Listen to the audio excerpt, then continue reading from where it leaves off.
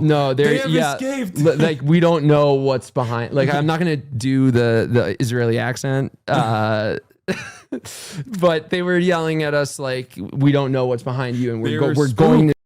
They were spooked. They have no object permanence. Yes, no, literally. Oh no, Itamar Ben-Gvir is gonna get so mad at us.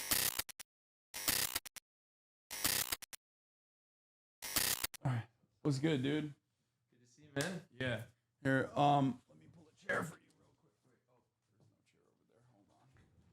We're live already. What's up, chat? Not Quentin Tarantino. Are you hungry? No, I'm good. Oh, I actually have a very low appetite right now. You have a very low appetite right now? Oh, yeah. Okay. Some light starvation in prison, so not really. Still working on getting back the appetite. Been doing like a smoothie diet mostly. Oh, shit. Yeah. Well, I was gonna... Well, this cooks what I was about to do, because I was about to order Middle Eastern food for both of us because I'm starving, but I won't eat in your face. Wow, that's so kind of you. Solidarity is appreciated. Sit there. Anyway, ladies and gentlemen, we got Quentin Quarantino in the building. He just got back, right? You just got back from Jordan? Yeah, it's kind of surreal being here because I got back like late the night before last, then went into hibernation because I hadn't slept in a week. Yeah. And I think I texted you at like midnight last night. That was like, I had been meaning to reach out to you, and that was like the quickest I could get to you was midnight last night. Like, yo, can I go? What about the stream? But I'm glad you had my friend David on the other day because first of all, we became good friends. We shared 2 boats together. We shared the prison experience. We shared the anti-Semitic experience. And and also, I think it was good he came on before you. I think it's kind of like a good cop, bad cop. He was very eloquent. And I'm more, I'm here for, my therapist is off until Tuesday. This is kind of more of a trauma dump for me. You're like the first person I've seen in person besides my friend Alana, who picked me up at the airport. I have, it kind of feels like I went straight from prison to Jordan to your streaming room. So yeah, well, this is a mental prison that we're in here. But so you're a little bit of background. So Quentin Quarantino is your Instagram. Yes, right. You and real name Tommy Marcus. So when did you start? First day of the pandemic, or first day New York City shut down in the pandemic. So March 13th, 2020, I was just, locked up in my apartment alone like everyone else. I knew some people who were sick, and I was already like a full-time, at the time, like meme lord, I would say. So I just had this idea to start a meme page about the pandemic because I had nothing else to do. And the first time you DM me many years ago, I thought it was literally Quentin Tarantino that DM me, and this is before I think either of us knew how much he loves Israel. But that was a new revelation for me in 2023. Yeah, so I didn't. I was a big fan of his work, so I was like, oh my god, is Quentin Tarantino was like DMing me? What the? I can't remember if I even responded. I was like, I get some famous people every now and then like accidentally messaging me like that. Also, you have my page up. It's so weird to look at myself looking normal. On screen. No, like I didn't expect my first stream to be coming here like all disheveled looking, but like I said, it's been like get home from Jordan, sleep, text you, wake up, have a smoothie, and now I'm here. So you said just confirming, I'm not Quentin Tarantino. After I reply with a heart to you posting my watching Fox News at a time like this is truly uplifting. They're losing their minds about the Trump raid. Basically asking to defund the FBI, asking about Hillary Clinton's emails and how much sex Hunter Biden had on crack. Yeah, this was all the way back in 2022. On brand for you. Yeah, so in any case, so you walk us through, before we get to your experience being apprehended, you were a part of the Samud flotilla, and you guys bravely sailed to break through the illegal blockade that the Israeli occupation has enforced upon the Palestinian population in Gaza while they were doing it.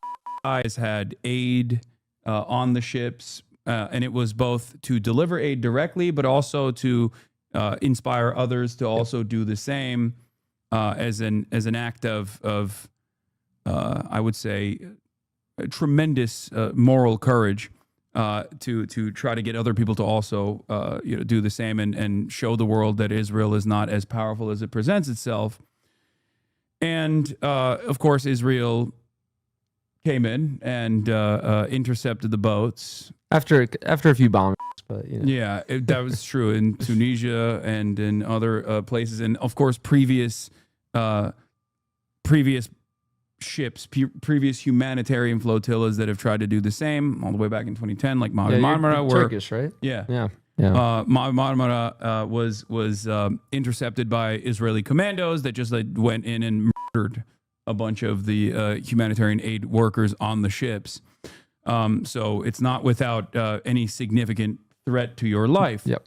And of course, in the aftermath of the kidnapping, then they placed you in prison. So let's start there actually, and then we'll work ourselves back to your own personal journey for sure. As a Jewish American who became anti-Zionist. Yeah, and on the Jewish note, like I'm only half Jewish, but I grew up like very culturally Jewish in a town where it's like my hometown to this day, like from a Korean nail salon to a gas station, every single storefront has a "We Support Israel" sign in the window. So like all I knew for all of my life was Israel is the thing that protects Jewish people. I went to a mostly Jewish school that would, like, I'm familiar with actual anti-Semitism, like swastikas being drawn on our school, people saying bad things about Jewish people in basketball games to us, like real anti-Semitism. So bad things about Jewish people, like, yo, you guys can't dunk, like that. No, I remember we got into a fight once in a JV, not varsity, a JV basketball game, and someone went up to me and was like, "I'm gonna stab you, you Jew," after the game. So like that kind of stuff. So anti-Semitism, that word always got me alarmed. Yeah, as an activist who likes to help people. But anyway, I slowly realized that word was co-opted to push horrific things. And this year I've really leaned into being an activist for the Palestinian cause, raised $2 million for the PCRF, and then went on this flotilla. So thanks for the bravery stuff. It's like we shouldn't have been in this position. The United Nations should have done something like this a year and a half ago. Yeah. It's pathetic that the flotilla had to exist, but it did. And I'm so, even with what we're about to talk about, was not fun in prison, and that's putting it very lightly. And the actual trip itself was not without its struggles and fears. Like the night before the bombing in the Mediterranean Sea, I had a friend help me, a friend in the States help me put together a will, because we had seen like the Hasbro increasing about us being Hamas, and knew that meant there was some sort of like increased risk of violence, especially knowing the history of former flotillas. And so, there was a lot, but I'm ultimately like unbelievably thankful that I went on this, and I'm even in like an ironic way thankful to Israel for the way they treated me, because it really, my eyes were already open, but I think I'm excited to tell my experience, because I think it's kind of like, they will, anyone who steps in Israel's way, whether it's Rachel Corrie, David Adler, myself, like if you can be a white American, you can have Jewish blood, and they will still, they'll still torture you, and they'll still, bomb you. And so I feel like I got to get, I guess, like a microdose of the Palestinian struggle. Of course, it's not actually, I had a light at the end of the tunnel. I was only there for 6 days. I knew I was likely not going to die in jail, but which is obviously all this is way different from what Palestinians experience. But I got to see firsthand, like, being told we're animals, like in multiple like medical situations, like being told like no medicine for animals, having, like, I've probably stared down the barrel of a rifle like 100 times in the past week. So I got to experience some of it, and now I get to carry that with me now that I'm home in cushy Los Angeles, sitting in your streaming room. Yeah. So walk us through the steps. So you guys get apprehended. Yep. Let's start there. Okay, we made it. So the first boat that I was on with David as well, the family boat, it was like the lead vessel. The engine failed very late in the trip, and there's a lot to talk about with that, but I'll leave it at the captains and crew were very confused at how the engine failed. But anyway, after that, we were moved to the U.S. Veterans boat with Greg Stoker, who I think you know. David and I joined that. And for the last 4 days, we were on that boat. It was a great group of people, and we made it on the night of interception really far. Like, we broke the naval kind of blockade barrier that Israel had created, and slowly learned throughout the night that they were kind of, even though they ended up getting us all, they were kind of like very unprepared for everything and didn't really know what they were doing. They were spraying sulfur water on themselves, for example. It was like their apprehension of us was actually pathetic. And I was live streaming. It's because it's not, you guys weren't babies. I think that's what it is. Like, they're just, when an Israeli occupation force soldier like has in their crosshairs an adult, they get confused. They're like, what am I supposed to do here? You're not a baby in a crib. Very, very precise on brown children, and weirdly inaccurate on semi-white boats. Yeah. I've heard reports from other ships as well. Like, they were getting seasick. Some of the commandos, they didn't know how to steer our boat. They got lost for we had a map, like a electronic map downstairs where they were keeping us after apprehension, and our captain was looking at the map. He's like, they're going the wrong way. Like, that's so he's like, he almost wanted to. He's like this very nice guy. He like kind of wanted to tell them, but we just kind of let them figure it out, and eventually they did make their way to what they call their home. Brought to this center, like the port before Kitziyot. Yeah, before Kitziyot, like the port.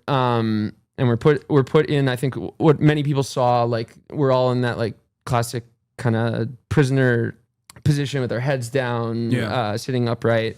And then we were there for like 6 hours, but 2 hours in, two IDF soldiers come up to David and I, and they're like, "Are you Jewish?" And they knew who we were. It was very clear. And we said yes, and then they picked us up, dragged us to the back. Made where Greta was in the corner, either holding or draped in an Israeli flag, I can't remember. And then they made David and I like sit upright, staring at an Israeli flag, like looking at the Star of David on the flag that I've watched kill tens of thousands of children was going to do something, but they apparently thought it would. You just lock eyes with the flag, and you're like, "Oh my god, I was so wrong." And then they're going up to David and I. They're like, "So you're born in You're born in New York, David. You're born in LA. Like, do you speak Hebrew?" And we're like, "No." And they're like, "Oh, not real Jew." I'm like, "Okay, like I don't fucking care." But anyway, I've heard this like this dynamic constantly reinforced by like a lot of people in Israel, where on the one hand they'll be like, this is the only safe place for Jews. Everywhere else is terrifying for Jews. You have to come to Israel. But then they'll also be like, "Oh, you fucking American Jews, like living in the West in your cushy lives. Like we're out here in the desert, like, having to do all of the horrifying things that we have to do. You will never understand it." It's like, okay, well, you don't have to do those things. Yeah, I've been told for years. I've been told for years by Zionists, like, just go to Israel and you'll understand. And I just went to Israel and I found it to be an anti-Semitic hellhole in addition to a genocidal apartheid state. But yeah, so we're sitting there, we're staring at the flag, David and I, and after an hour of flag staring, they had finally let Greta off, and then everyone is facing the other direction from us. And two soldiers come and grab David and I, drag us out of the fenced-in area, like that you can't see through. And so now we're sitting outside of everyone else, and we're like, what? Looking at each other, like, what the fuck is going on? And then Ben Gavir walks past us with like a posse of his 40 Nazi soldiers around him, and that was like, David is more of a politically savvy and maybe more calm and collected guy than I, and like, when we saw Ben Gavir, it was like, oh, we're fucked, because we really thought that with the naval vessels and the kind of, even though Italy did end up complying with Israel, like there was a certain agreement they made, like you can't kill anyone that we understood to be. We thought Ben-Gvir had lost like all of the, we're going to charge them as terrorists, we're going to treat them like terrorists, until we saw him physically. And then that's when we knew we were fucked. And then he goes in without, like, we're just the only two not there. And we're like, what is going on? And there's a clip of him yelling at the flotilla members for 10 seconds. And the reason it's 10 seconds is because everyone started yelling at him. Like, even with guns drawn at them, they started yelling genocide, like pig, like, you know, everything. And Yasmin, one of the steering committee members, she was dragged out, like we watched her be dragged out, like by her arms, like with her feet dragging, like very violently. She is such a badass, just like screaming at the top of her lungs about the genocide. But he didn't really get that photo op that he really wanted. They did get that nice little 10-second video. But they failed to mention that they had strangely brought the two to three people with Jewish heritage out of the group for this strange photo op. And then after that, they take David, Yasmin, and I first through the processing facility. And we're sitting there, and Ben-Gvir comes up to each of us, like one by one, with cameras behind him, and tells us we're terrorists and we support terror and we're a disgrace. And I was expecting to see those videos when we got out, and they're not out. And I think it's because, you know, I gave him a death stare. I'd love to say like I yelled at him. I didn't. David like kind of like spit on the floor near him. That's what I heard. Yeah. Yasmin yelled at him. So he didn't get that video that he wanted. And then from there was zip tied, blindfolded, beaten, thrown onto a bus. My back hurt so much at that point that I slept on the 4-hour drive to the prison. I slept on the floor, like head to head with Tiago, the kind of, I guess you would call him like the de facto leader of the flotilla, for two different reasons. I was in pain and freaking out and had to be on the ground. Tiago, I think, just like literally hadn't slept in 7 days. Yeah. So he was, I think that was his first moment of peace. And actually, this was also his like second go at being apprehended, because he was in the first flotilla as well. Yeah. But I think from there is when it started to become unprecedented for you know, the prior two flotillas and kind of what we were known to expect. Like on my possessions, I only had my passport and my prescription for Lexapro. And I was told by previous flotilla members, like, yeah, they'll let you have like medicine that like is tough to come off. And you know, they threw it out in front of my face while I was like, hey, I actually need that. And they're like, don't worry, you'll get it in prison. I'm like, all right, I guess I'll believe. I have no choice but to believe the Nazis. But we get to the camp, we're put in a cage, all of us, and then slowly like stripped and put into our little outfits with little sandals that were half the size of my feet, and thrown into very overcrowded cells with very unsanitary drinking water situation, and we're starved. I actually wasn't planning to hunger strike, and I ended up hunger striking because they starved us. Well, to be fair, you would have had to eat Israeli food. Yeah. So what Israeli food? They, like, I don't know. I feel like I thought hummus was an Israeli food until like 2.5 years ago. Embarrassingly, that's my bad. But we got to the cell and one of the guards called me Tommy instead of my legal name Thomas, and that's when I started to become really concerned about like me personally. Was he like had he seen the memes? He's like, you are very funny memes, but you hate Israel. Yeah, I mean, pretty much. I think memes are funny. Why do you hate the Jew? You know, they are some of the dumbest people I've ever met. And also, you know, I started to realize I was like looking pure evil in the face. Like we're in the prison. That prison doesn't even feel like the right word. Like it, maybe internment camp, something like that. Yeah. But like we're in the prison that holds a large number of Palestinians, a large number of Palestinian children. So these are the same guards that are torturing and killing Palestinian prisoners. And from the get-go, they kind of made it clear that we were also considered subhuman animals, just like the Palestinians are considered to Israelis. So we were alarmed. But again, like, you know, I knew what I was in for the most part. Like, I had been described by like Chris Smalls as a friend. Like, we talked a lot before I went. Like, he told me a lot about his experience. He had it extra bad in the last one. And he was like, he was worried about me. And I was like, you know, I'm half Jewish. Like I have things going for me that I feel like are going to make it kind of okay. I wasn't correct. Yeah. So like my medicine was a problem, but by the second day it became clear that they were withholding insulin from an 80-year-old man, Paddy Kelly, this old Irishman who was on the family boat with me.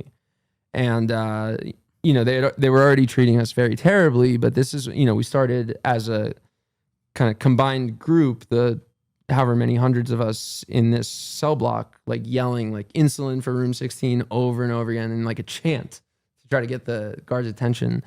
And after a few hours, it did get their attention, but they were dancing to the insulin for 16 chant. And this man is going to keel over and die if he doesn't get his insulin. So, you know, we're really starting to ramp up the protests. Like I'm yelling a lot at the guards, calling them Nazis, yelling about just, I was a bit abrasive, I would say, with the Nazis.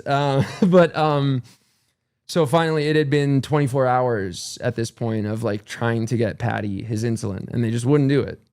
And there was a Turkish man in my cell as well, who it was less urgent, but also needed like a diabetes, how you check your glucose levels and stuff. And he was starting to be really dizzy because he was being starved.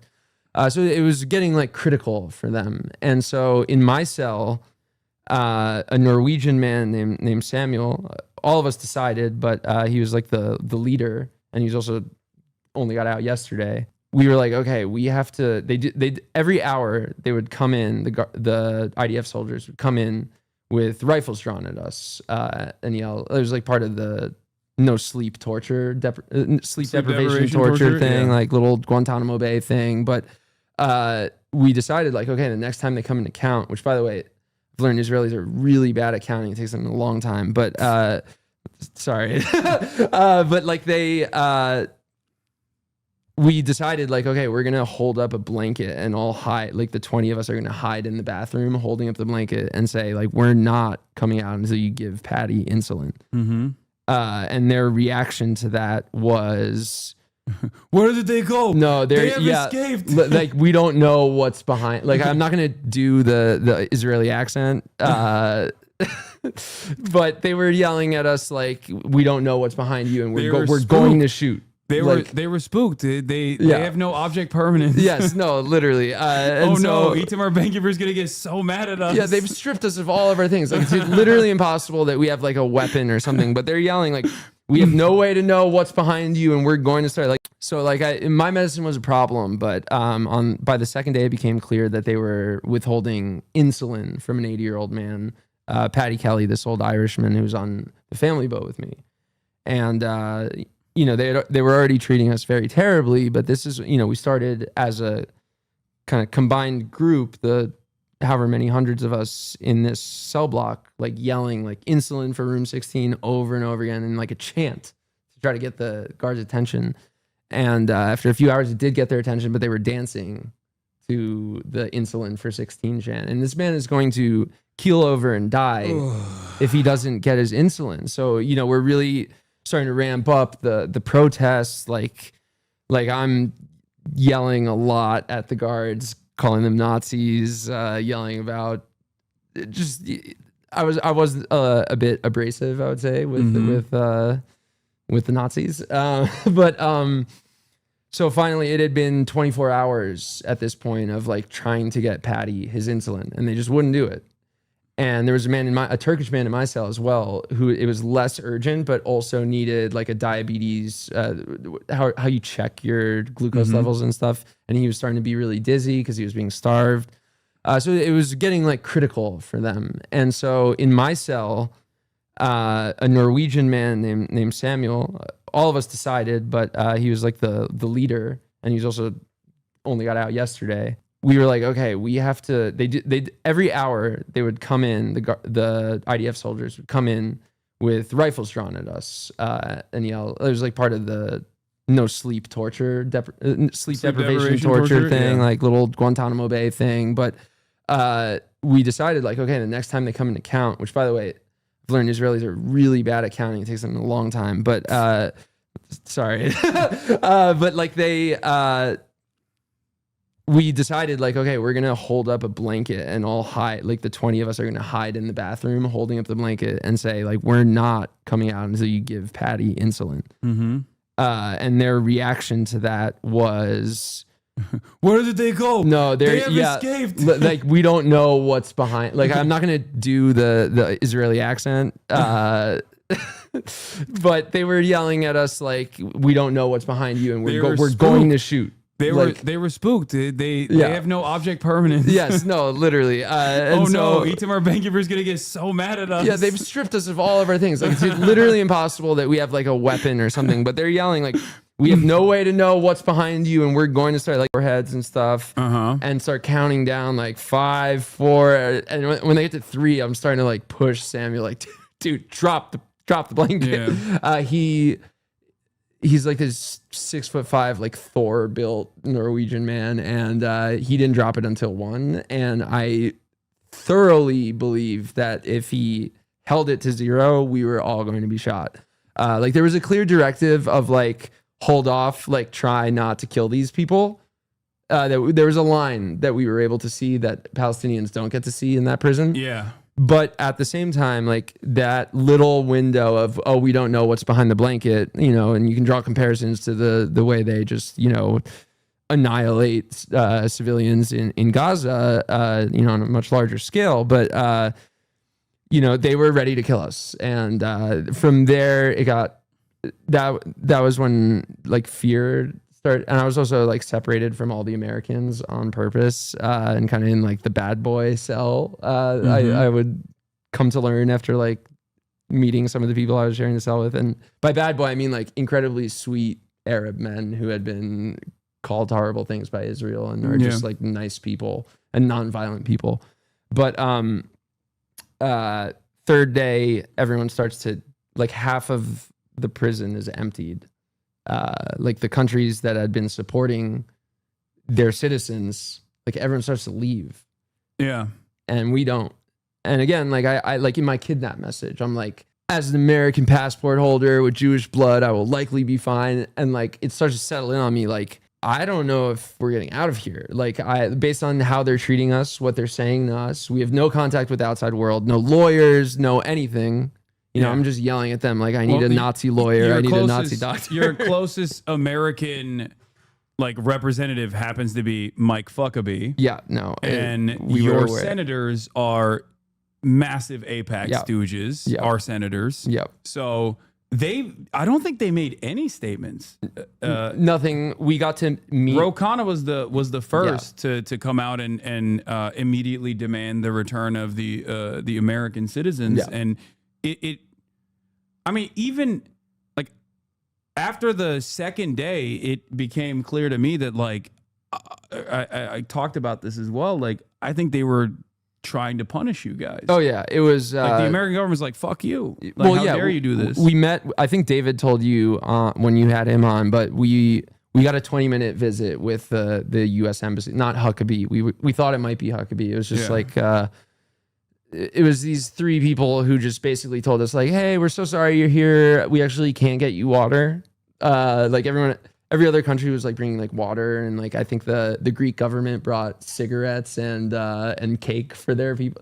Like sorry, we can't get you water. As you know, the US doesn't have any jurisdiction over Israeli authorities. And we all just start fucking laughing. Like, are you kidding me? Yeah, we have no jurisdiction except, it was like the most outrageous thing. We pay for the guns that they're like pointing at you. Well, yeah, that was something I started like on that day. I started yelling at the guards like our taxes bought your fucking shirt. Yeah. Like, but like from there, we knew we were abandoned by the U.S. They let us fill out this little form, and I think it got out that like someone hurt my back. But like the actual form, what I wrote on the form is like, we're being tortured. Like, please help us. Like, some people are gonna die. And that wasn't like, I can't believe it, but that was not hyperbole. It was like, you know, we're not sure what's gonna happen. And by that evening, like again, I was separated from all the Americans, which like, by a country thing is very stressful because I was sharing a cell with Turkish, Tunisian, and one Norwegian man. So I didn't really have contact with Americans besides yelling out of my cell like, "Yo, David, you still here?" Because I was so nervous he was gonna get let out. Oh yeah. You thought like the rest of the Americans were gonna get let out. And Yeah. leave So you like in there. once every 6 hours, I'd yell at his cell. He'd confirm he's still there, and then we'd like have a little. I'm like, dude, are we like not getting out? And you know, that's when it started to build. Again, like I'm gonna refer to David as the more rational-minded person. In my head, I started to think like, we're going to be political prisoners. Maybe I'm freaking out a little too much, but it's starting to feel like we're going to be long-term political prisoners. Yeah.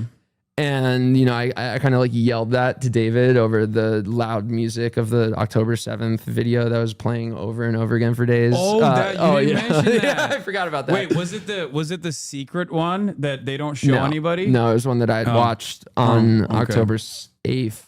Because the secret one, I think Owen Jones is like the only Western reporter that I know of that has like maybe seen the secret one, but I suspect that there's a lot in that they just like put together from like other conflicts. Like a lot of the videos that were floating around on October 7 and onward that were from like Syria or numerous other places that they were like that they had cut together to be like, this is what Hamas is doing. Oh yeah, and you know, like a 5-minute clip of the burned bodies in those cars that you know were, you know, I don't think gunfire really burns bodies like that, but that's a whole nother conversation. But it would also take the guards about 35 minutes to set up the TV. They had it took 7 guards to set up they were so proud of it, and like they would, especially to David and I, would be like, look, watch this part, and like, yeah, we fucking have watched it for days. We're aware. But anyway, David from his cell like confirmed the same fear that I had, like that he had the same fear, like we're gonna be in here for months or years, because at this point the prison is 10% filled, like almost everyone has gone home. So, and we're starving, we're thirsty. I haven't been let out in days, besides that one little walk to the embassy and back. Like we were tracking the time by sunlight. And I was losing track. Like I kept asking people like, how many days have we been in here again? And I might be even getting the days wrong as I like recount this. But like I'm also like, you know, Lexapro is not very fun to like cold turkey quit. And I later found out that every other man who was prescribed a medicine like that, whether it be Lexapro or some other like SSRI, they were all getting it except me. I found that out on the last day. Oh, so they were just like not giving you the specifically medicine. Me. Like you're the bad boy. Yeah. My videos got like 125 million views over the month, and I was really taunting Israel publicly. I was really taunting Ben-Gvir publicly, and I don't regret any of that for a second. I'm actually quite happy that I did all of that, but like they did give me a different treatment. I want to be clear, like some of the men from North African and Arab nations were physically tortured more than me.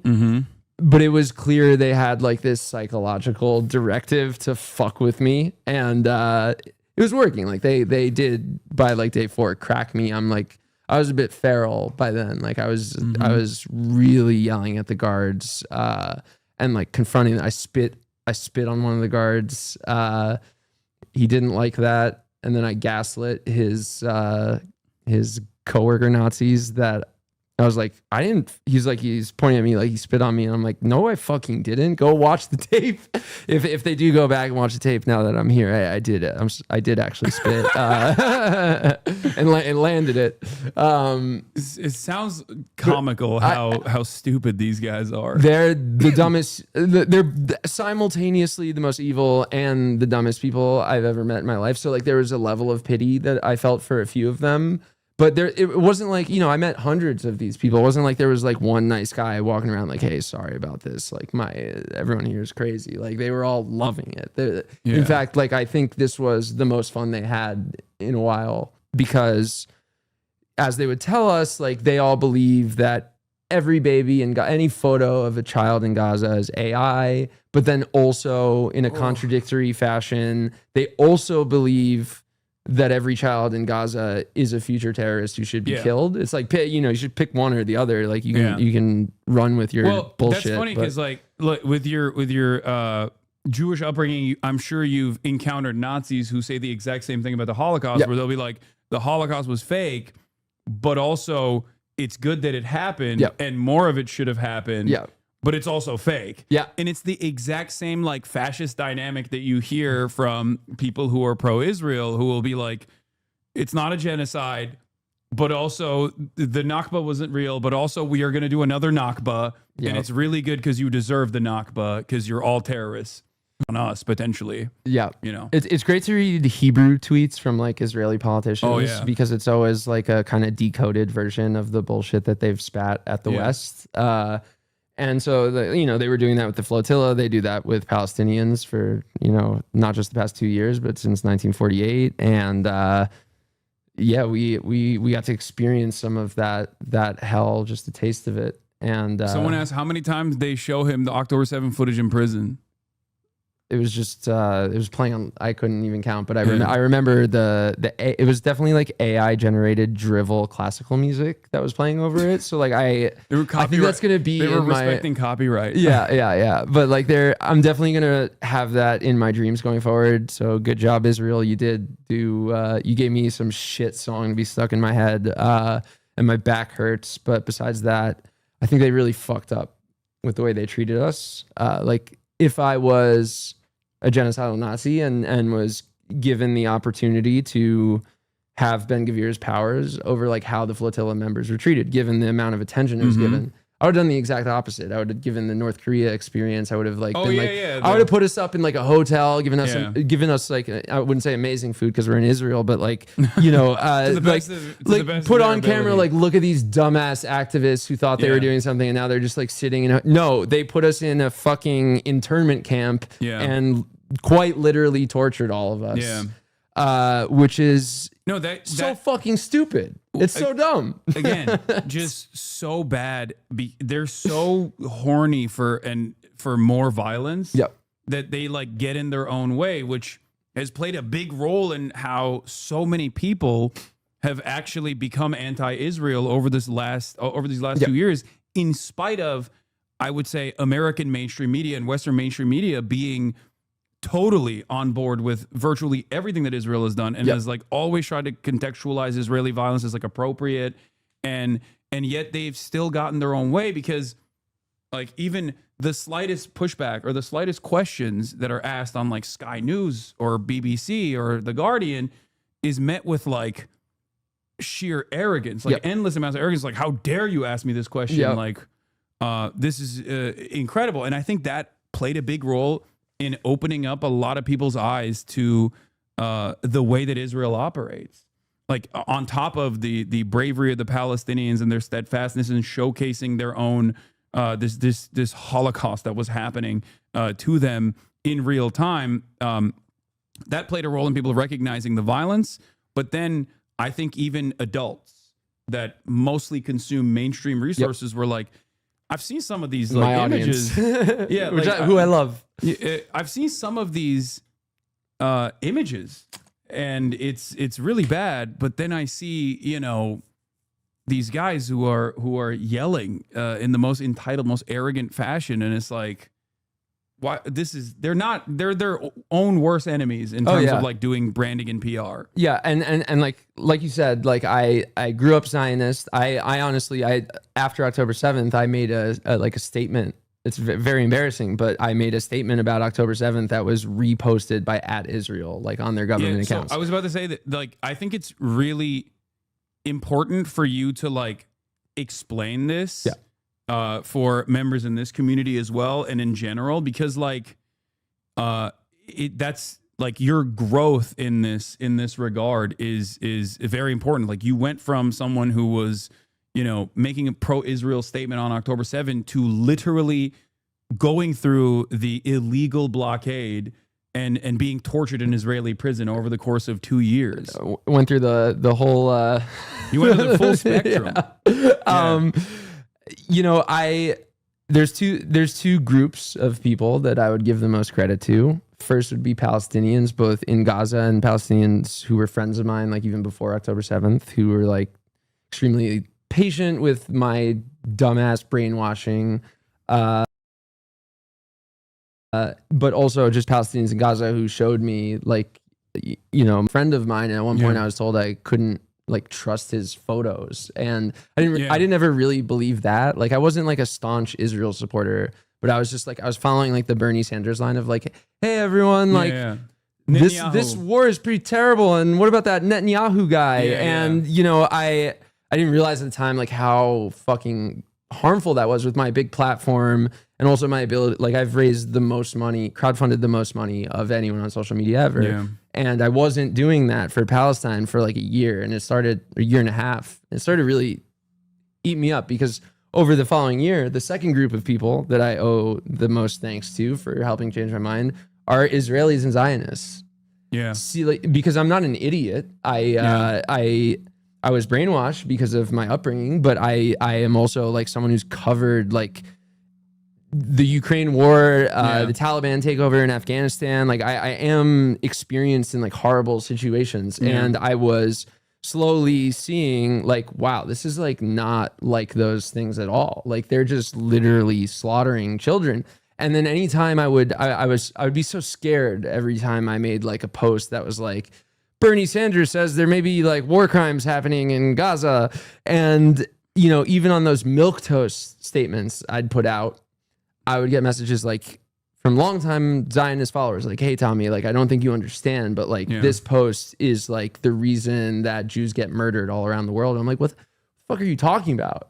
It's like, no, your statements is the reason why anti-Semitism is exploding. And and so by this year, like I bought, like after the election, it was a real wake up call when Trump won.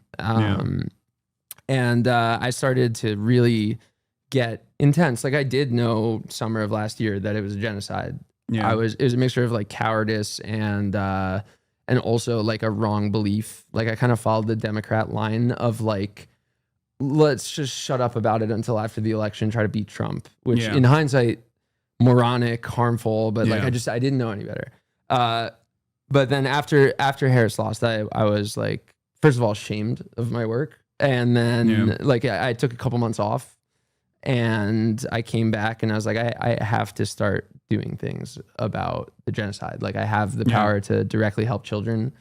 And then I did. I raised $2 million for the PCRF, or 2.2 million, something like that. $1 million of which went to feeding mothers and children in Gaza, and $1 million of which has gone to surgeries for evacuated children who are like amputees. And I'm actually going to Jordan and Egypt in a month with the PCRF to meet some of those children. Oh, that's dope. Yeah. And then, so, you know, as I'm doing this, like, I'm getting blamed when Israelis are killed. I'll get the messages by the thousand. Like, I started becoming a real Zionist on social media. Started to really like fixate on me, because I was like the guy with the Jewish background who was like, I was so fucking wrong. Like, I'm sorry, guys. I did not realize, because that's another thing that I didn't mention. I do think it takes a lot to like say publicly, as a public figure, to say that you were wrong on something like this. Obviously, like, the thing that you were wrong on is incredibly consequential, but like, even then, most people don't do that. Yeah, and you know, I've seen, I hope this doesn't sound like me patting myself on the back, but I have seen like some like blue MAGA Democrat influencers like start to post about the genocide, and then in a way where they're kind of like pretending like they've always done it. And for me, it was like, there's no way I'm just gonna like ease this stuff in and be like, oh yeah, I was like, that's not helpful. Like people remember, I was unfollowed by plenty of pro-Palestinian people and Palestinian people who had loved me until 2023 and were like, oh my God, like he just doesn't get it. Like they knew me as someone who helps, like even in the Middle East. Yeah. And so like I said I was really fucking wrong, and I'm so sorry. And like I noticed as I ran with that and telling my audience and the other people watching like how wrong I was, why I felt I was wrong, the things that made me change my mind. Like I noticed myself for a few months like just via direct messages. Like I honestly think I changed tens of thousands of minds. And no, like, that's why. No, it is that 100%. That's why I've always tried to explain to my audience how important it is to be open-minded to people who are going through that change. Obviously, some people I'm a good example. Yeah, I watched your shit and I thought you were like I had been a fan. Did you think I was being anti-Semitic? Yes. I thought Hassan here was problematic. Yeah, because he told me that. And I mean, I give you mad props for that. Even we were at the ICE protest, and you came up to me and you were like, dude, I think it was on camera, but you were like, dude, I've been a fan for years, and then after October 7, I thought you were being anti-Semitic. But again, that's why it's very important for, I think, people in my community, people all around, to be much more understanding, and recognize like what people's like initial perspective is. Because when you're inundated with this kind of propaganda, it's very difficult to shake yourself out of it. Yeah. Especially if you are in a Jewish community in particular, but even if you're not, like, this is just, there is a lot of financial investment that Israel and Zionist groups have put into making this be the normative position, making the pro-Israel position be the only position that is ever spoken about. If spoken about at all. And so I that's why I think it's great for you to walk people through your journey and like reflection and changing your mind, and be open about that as well. Because I think rehabilitation, unfortunately, is oftentimes lost in this conversation. There are a lot of people who are very progressive, very open-minded, and they never really consider like systemic factors. And the social conditioning that plays a major role in why people believe the things that they do. And I think it's great to be able to overcome that. It takes a lot. Thank you. Props to you for that. I appreciate it. It wasn't easy, but also like it's the bare minimum that I could have done after accidentally like running an apology tour for a fascistic genocidal war machine that is, I think most importantly, just like it's not a country that is based on religion. It's based on murder. And that's something I really didn't understand until this year. And I owe a lot of credit to like some of my Palestinian friends, some of them who are activists like Alana Hadid and Janan Matari. I have to give, like, I basically contacted them when I knew I was, and I was like, Alana had been a friend for many years. And I was just like, I need help. Like, I know that I'm wrong now, but like, I still like had this, like, oh, I mean, Israel there must have been like a reason for the Nakba. Like, it must have been the Holocaust. And then like, the more that I learned, the more that I read and watched and talked to smart Palestinian people, like the more that I realized that it was never about that. At all. So that was the biggest wake up call, is that like, you know, nothing began on October 7th. It was just it gave them a good excuse to kill Palestinians faster. And on that note, faster than they normally do. And like, I'm just getting back onto the internet like today. And I saw on one of the like more blue MAGA type liberal pages that I've worked with in the past, like they posted a video today of Netanyahu being booed by an Israeli crowd. And like, the implication of that video is like, look, like the Israelis hate Netanyahu. And it's like, no, like, yes, they do. A lot of them do. But all those people booing are not booing like you are doing your genocide and ethnic cleansing the Palestinian people. They're like, you didn't get our hostages back fast enough, and you killed you started killing Palestinians like a little too fast for our liking. Yeah, and they're still waving Israeli flags. You know, exactly. You're making us. Some people have finally come to the recognition that they're looking really bad, which is why I've always pushed for the importance of like academic and cultural boycotts on top of everything else, because like.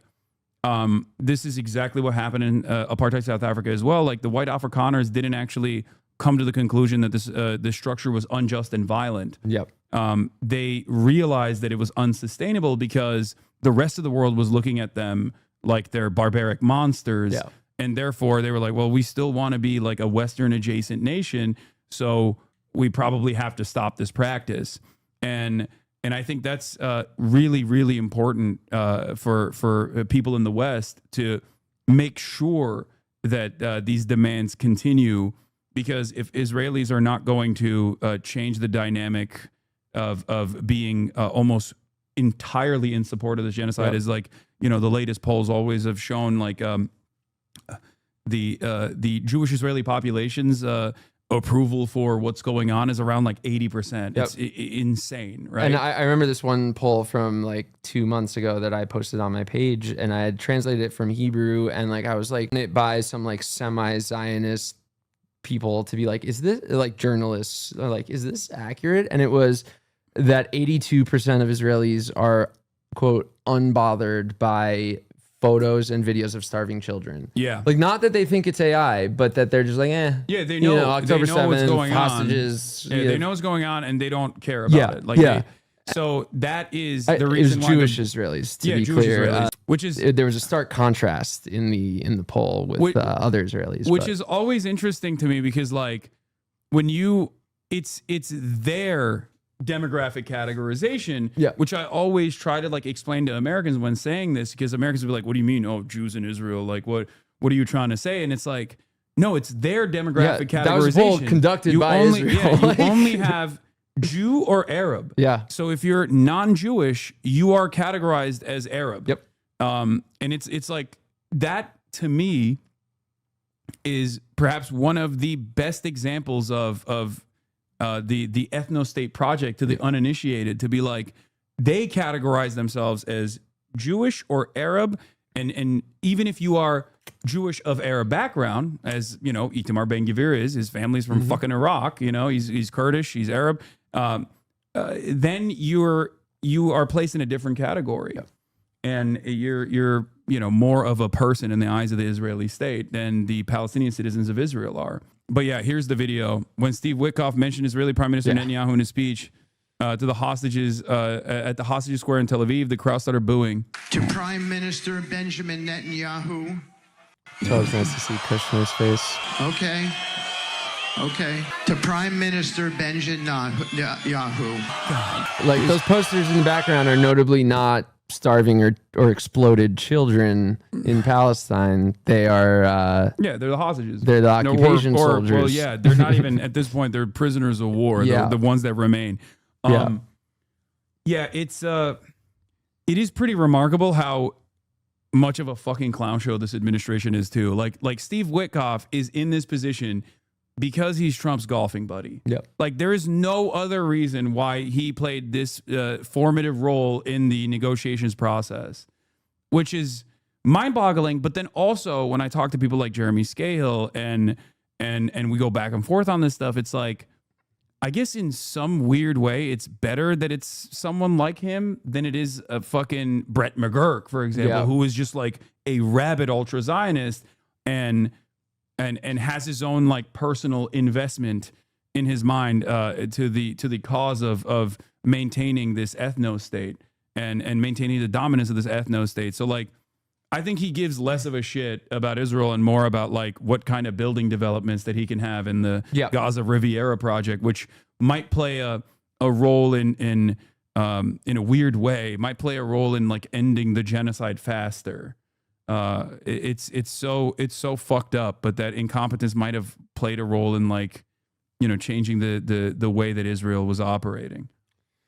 Yeah, it's fun to watch or not fun is probably the wrong word, but some sort of dark, amusing character of watching Trump's buddies like try to excuse the genocide. And again, it's like both parties, but you know, Trump's buddies who don't really have anything to do with Israel, but know how bad that this administration is looking, because even Republicans are starting to be like, okay, in a less altruistic or morally correct way, but still being like, all right, why are our tax dollars being spent? Like, we hate Arabs, but stop spending all of our tax dollars on it, or maybe take away their healthcare for all from the Israelis. It's also, it goes back to the like the networks of influence and lobbying. I think that like really pisses off Republicans, because in my experience, when I tried to like deprogram, you know, having Zionist beliefs, like one thing that I've found with Republicans that to be incredibly successful is like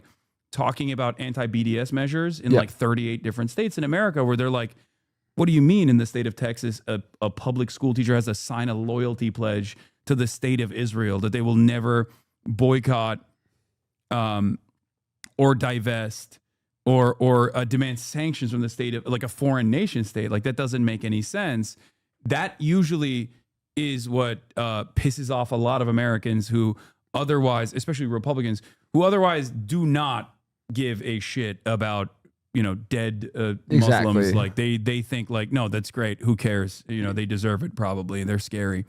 So that has also, I think, been another way that like Israel has like overplayed its hand and has for many, many decades, I think, grown very comfortable with how little propaganda they have to do, because like the base level of propaganda and influence peddling has been a prominent fixture of American politics. Yeah, and it's all also built into the things that come back home to the U.S. So like when one of the first things that we saw when we got to Jordan, we got to a hotel after the U.S. embassy in Jordan, and it also told us they're not our babysitters. I know David went through this, but like the U.S. embassy in Jordan told us they're not our babysitters and left us with our passports and no money and no phones. And we just happened to be put up in a Jordanian hotel by Palestinians who were happy to help us. But we got upstairs and there was a TV playing, and I saw the like National Guard sent to Chicago and Portland. And, you know, like really struck me about how, you know, the militarized state all the way out there is kind of almost it makes people be ready, or I guess like it sterilizes, it normalizes minds. it normalizes and desensitizes that level of like militant escalation. Amy Cesar and Foucault has also talked about this. Imperialism is fascism turned or fascism is imperialism turned inward, or the boomerang of colonialism and imperialism. And what's really interesting, specifically in the case of it, I think with the monoculture that is liberalism, where like Republicans also embody a lot of those qualities, where they'll do like standpoint theory every now and then. One of the funniest moments was when J.D. Vance came out on television and said, calling our ICE agents Gestapo is blood libel. That's what he said. And I just don't think that that's like good propaganda. I don't think American Republicans especially are going to be like, what the fuck? Honestly, I think the phrase blood libel in a similar way as anti-Semitism has just become so ridiculous. I mean, I have that word said to me 1,000 times a day when I'm covering Palestinian children being slaughtered. And it's like I'll be told that something's blood libel when I post a video of a child's intestines spilling out and like gasping for breath. And like, what's blood libel? I'm just posting the video that the doctor in Gaza filmed. Which of course has the secondary capacity to just like undermine the historic significance of the term when it was valid and used in a valid fashion. One of the funniest encounters I had with the blood libel term was, I think it was Ben Shapiro, who many years ago during the Black Lives Matter protests, when I talked about like the practice of kettling and corralling protesters, was initially the American police departments were trained by the IDF in the aftermath of 9/11. All the local police departments literally got counterterrorism training from the Israeli occupational forces. And Ben Shapiro said it was blood libel for me to say that. I also thought that was a lie 2 years ago. I don't like, I never looked it up, and I was told by smart people who I trust, like, no, that's like some anti-Semitic bullshit. Yeah. It's like, no, they literally trained the police. Yeah. Like, it's a thing that happened. Yeah. Just one of many examples of like the Hasbara, even on people like myself who like who have progressive values. Yeah, like I was always I don't want to say always. Growing up, I was a Republican. When I was like 12, I was a Republican. But like Bernie got me like when I was going into college. And I'm 30 now, so like for most of my life, I've been progressive, and still I fell for the Zionist propaganda bullshit. No, but see, that's what I mean. It's like it's very sophisticated. The networks of influence are very sophisticated in the sense that, like, for the progressive circles, like, there is a carve out, progressive except for Palestine, and that was. It sounds crazy to say now, given like how many more people are totally tuned into what Israel is doing and are like no longer oblivious to it. But for the longest time in progressive circles and leftist circles and socialist circles, like there was always the notion of progressive except for Palestine. And that's precisely the reason why, like, even American leftists would be like, well, Jeremy Corbyn, like, I don't know, isn't that guy a scary anti-Semite? And it's like, no, he's not. He's just saying the truth about Israel being an apartheid state. Yep. And now I think this generation onward will be confused when hearing that.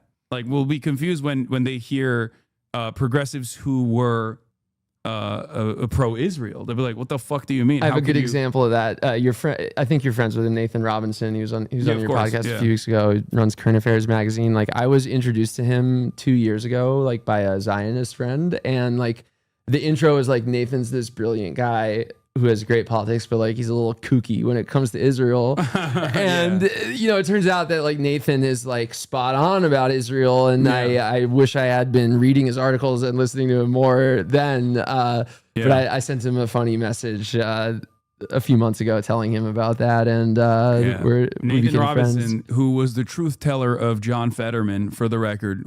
He was the standalone figure who was like, John Fetterman's statements on Israel, even before his like brain hemorrhaging, before the lobotomy, before the lobotomy that turned him conservative, like fully conservative, he was one of the few people that was like, no, I think it's really fucked up that John Fetterman weirdly is like signaling that he's pro-Israel when this like block of the squad +4 or whatever at the time was like definitely more anti-Israel than like the average American politician, average American Democrat. He was the Fetterman truther.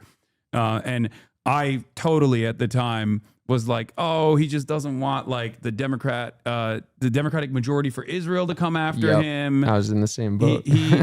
That's the reason why he's just like, because I was obviously anti-Israel then as well, but I was looking at it and being like, you just kind of have to play ball, right? Like you just have to kind of play ball to not draw too much ire from these like pro-Israel lobbying groups and advocacy groups. Nope. He was, I don't know, maybe it was a Harvard education. I don't know what the fuck happened, but he was with it. I knew I was doing something right when my longtime follower, Giselle Fetterman, his wife, unfollowed me. No. That was like a real honor for me because I had been checking, and I really was hoping to clear my following of any Fettermans, because I did help his campaign a little bit. Like, I wasn't paid or anything, but I was just wanted him to win. She was an undocumented immigrant. Yeah. Which is why this new version of Fetterman is extra crazy. Like, I don't know. It just kind of feels like she's doing this like for medical reasons, I feel like, where she's like, I have to take care of my ogre. He can't, otherwise he just reboots and starts walking in circles or tries to walk into traffic, Yeah, I feel bad for him, but he's a genocidal monster. So he is. It's crazy that like Randy Fine when he talks about Oh, Israel. yeah, It's yeah. like, bro, you're from fucking Pennsylvania. Like you're like, it doesn't make sense. Anyway, Of everyone, he makes me like the most ashamed to be Yeah. an American because like, you know, he's a Democrat. yeah, And he is so fucking, he eats off the it floor. makes me question what the fuck I'm doing with politics. Like I'm very disillusioned with politics. Like I think Yeah. you are as well. But just on a level, like I don't know what I'm gonna do in 2028, which I never thought I'd say. But if they run out like another blue MAGA type, which I think they will probably do. Like I'm Gavin not, Newsom. I'm not like Gavin Newsom was on a podcast like a couple weeks ago, one of those bro podcasts, just talking about like, yeah, man, like what's going on in Gaza is horrible, but like of course I love Israel.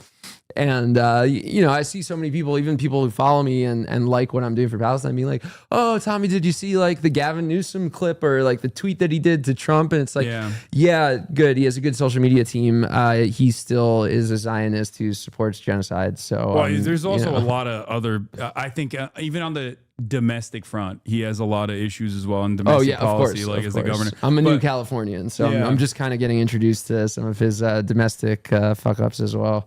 Yeah, it's just it's pretty bleak. It's pretty dire. Someone said 5-second rule. Come on, bro. You know that thing has been on the ground the entire time. He's actually eating it directly off the ground. He is such a goddamn ogre. Yeah. Well, Gavin Newsom recently said that he really liked my work. So I'm now I have to be pro Gav.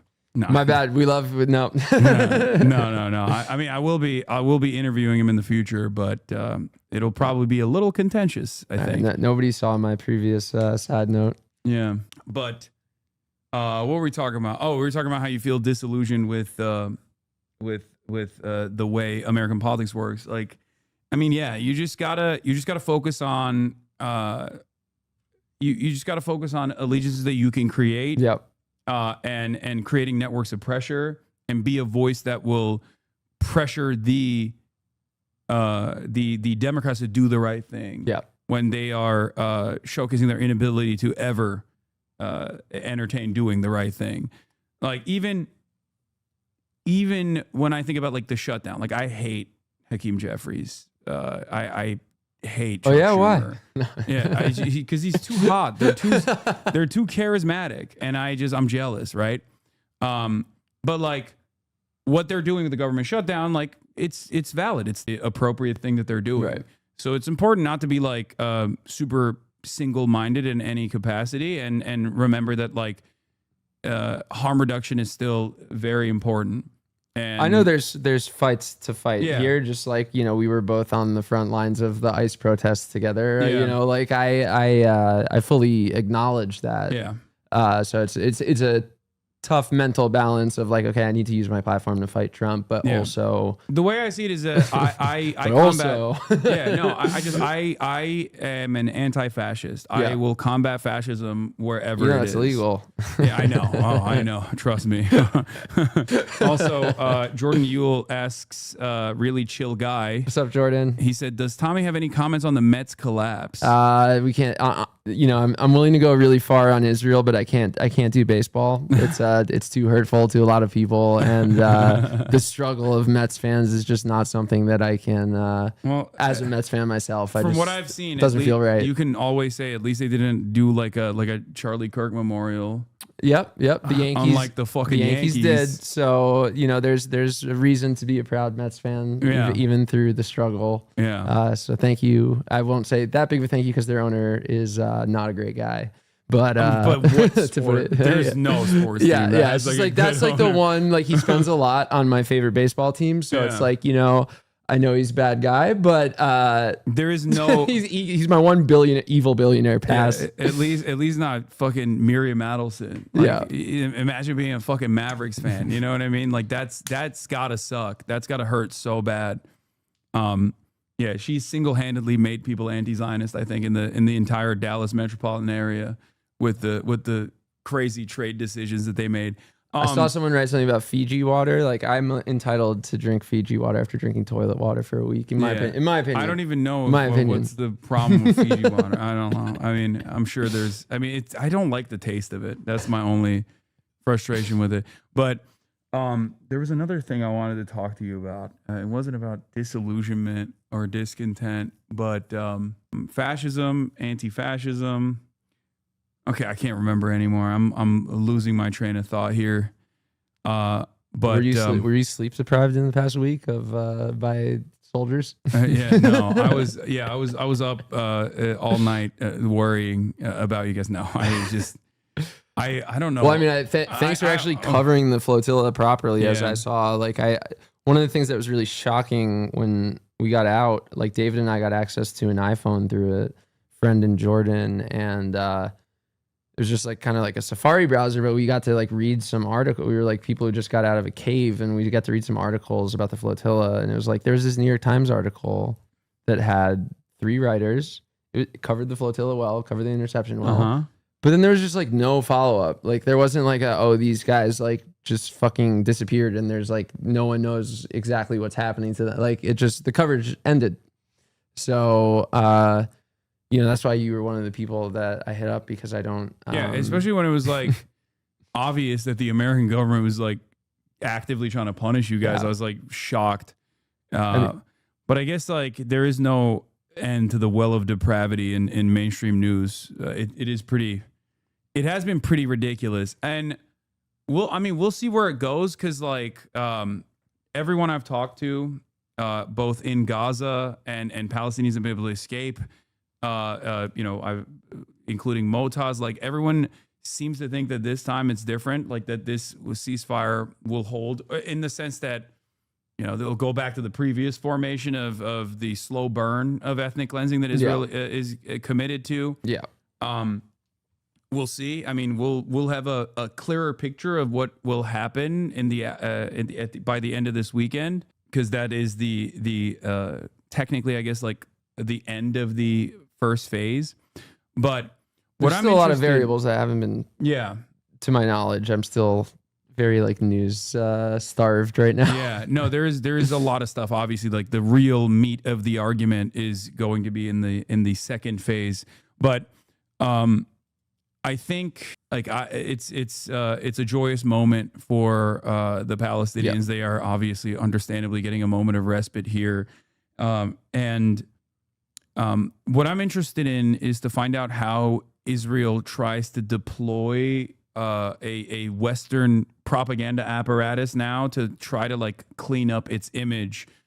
And I suspect that a big part of that will be to not allow anyone, humanitarian rights organizations or third-party investigators, to enter the Gaza Strip, to begin to figure out what the true calculation, the magnitude of violence looks like. And then outside of that, I mean, Trump straight up said it. He was like, I'm going to fix Israel's PR.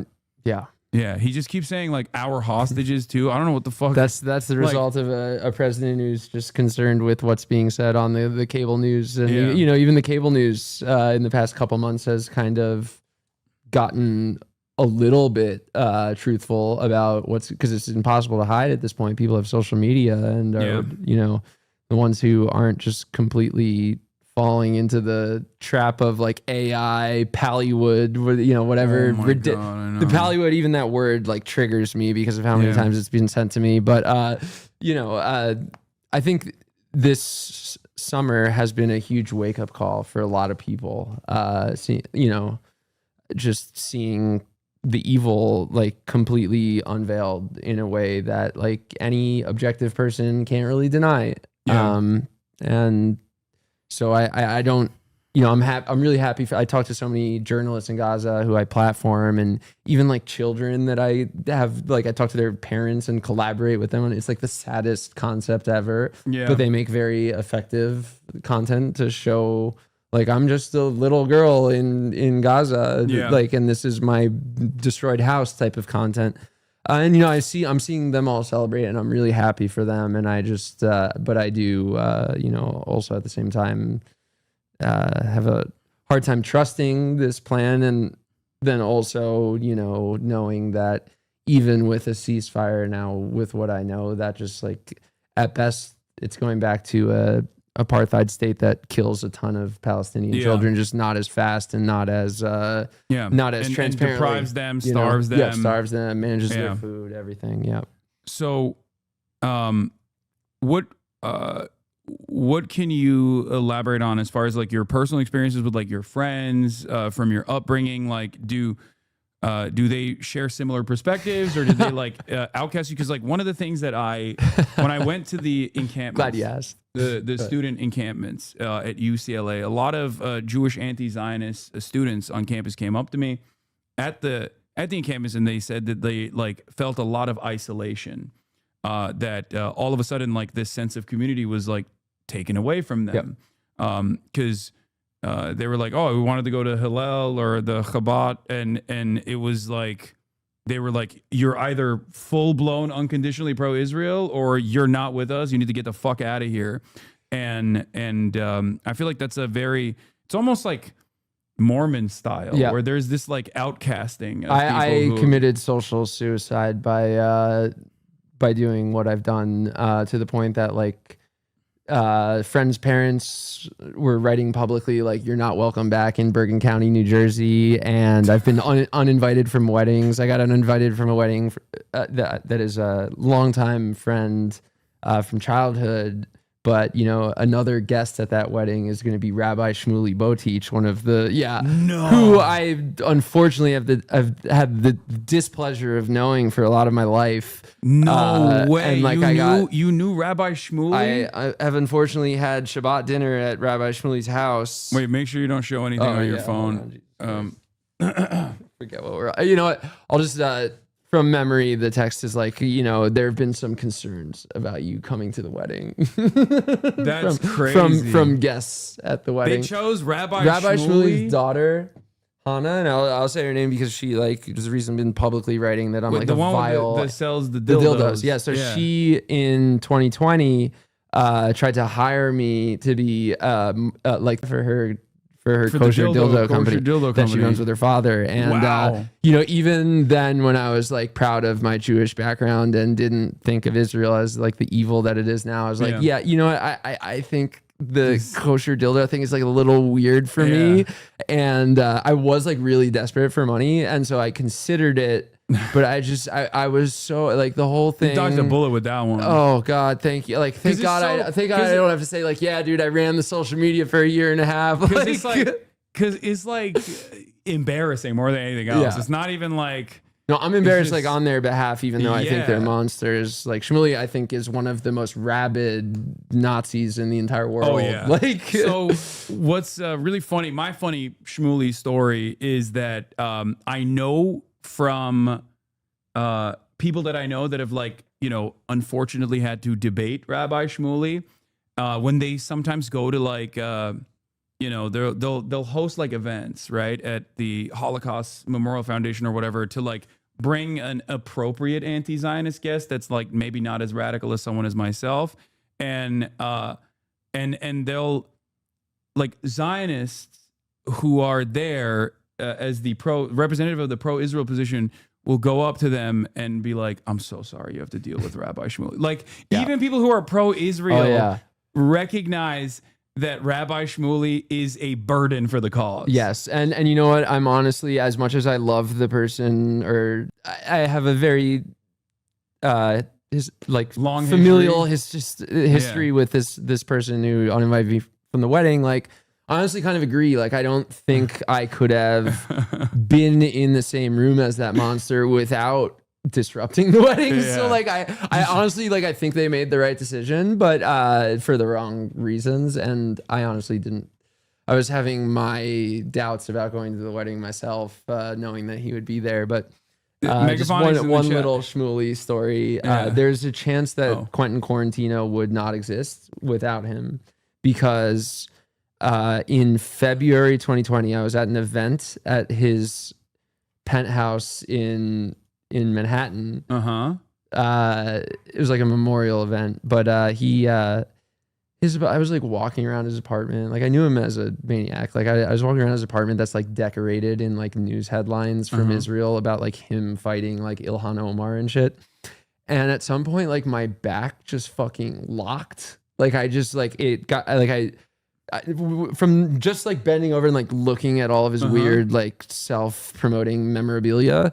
And I hurt my back so much that I was like, I need to go to the fucking hospital. And I like walked out of this memorial service and went to the closest, like I Ubered to a New York hospital. Like I was like, I can't move. What the fuck? And I was in the emergency room just for the night.